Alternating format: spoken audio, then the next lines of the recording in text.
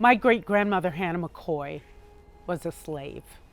She was, after slavery, the midwife and the doctor for the Black community that we lived in. There are stories about her and her cauldron that she had in the front yard, and that she made soap in this cauldron and she did herbs in this cauldron, and I would love to have a cauldron and make medicine back here in the cauldron.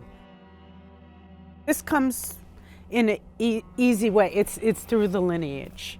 5 generations of herbalists. They didn't call themselves herbalists. They did call themselves midwives.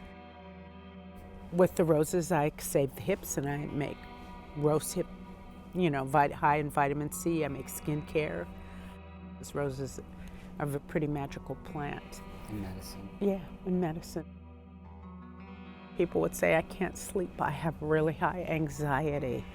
I'm really restless. I'm really, at certain times of the day, whenever I watch the news, my back hurts. That I was able to go, oh, okay, let's try some passion fruit and some skullcap, and let's try some herbs. I was adopted at 2. She started me with Paudarco and herbs. I was a pretty sick kid, so she would make me drink tea. That was really disgusting, but it helped me, and I kind of took it with me as I grew older. I had really bad ADD, I had really bad ADHD. I was diagnosed with both in 3rd grade, and I got all the way through my whole education without any medication, but my parents did put me in meditation classes. And then as I got into college and started going through college, I found that magic mushrooms and cannabis really helped me and excelled me through the anxiety that came with college.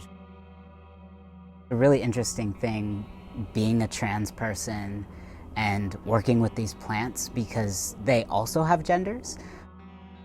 This acceptance of you can be both, you can be male and female, and look at what these plants have given you. Look at this gift and look at all this power that they both have. You can be powerful in both.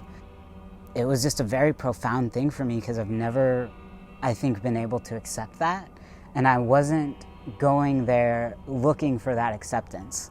I wasn't going there really looking for anything. I had the intention of healing some ancestral wounds, but it wasn't anything related to my gender or my journey being a transgender person. I just give this stuff freely to people because I just like to cultivate it and take it for my own well-being and my own mental health maintenance. It's just part of my routine since I don't take medication, and I do have these different, ADD, ADHD, PTSD, we can go down the whole list. The problem that I'm finding a lot within the African American community and the BIPOC community is that we don't have safe access to these things. And I think having open access or open sourcing, or just even safe spaces where there's a placard that says this is a mushroom safe space.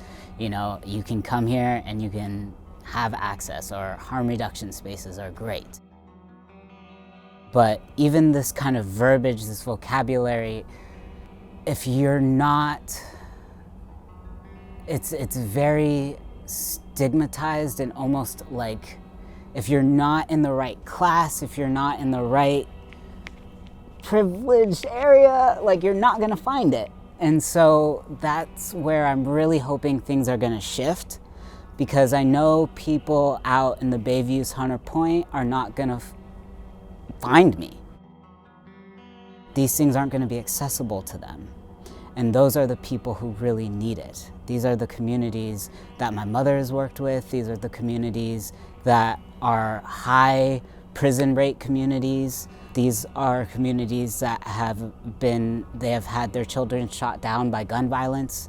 I'm really hoping that when decriminalization or even legalization occurs, it becomes more acceptable.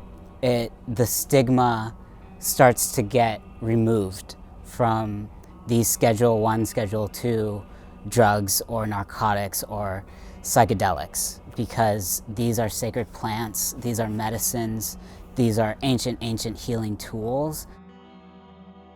It's like when my mom makes her products, like you are just in this joyous state and you put so much love and energy into these plants or into these medicines that you're making for people. And then you share it with them and they receive this amazing gift. And it's like, it's kept some of my friends from suicide this year.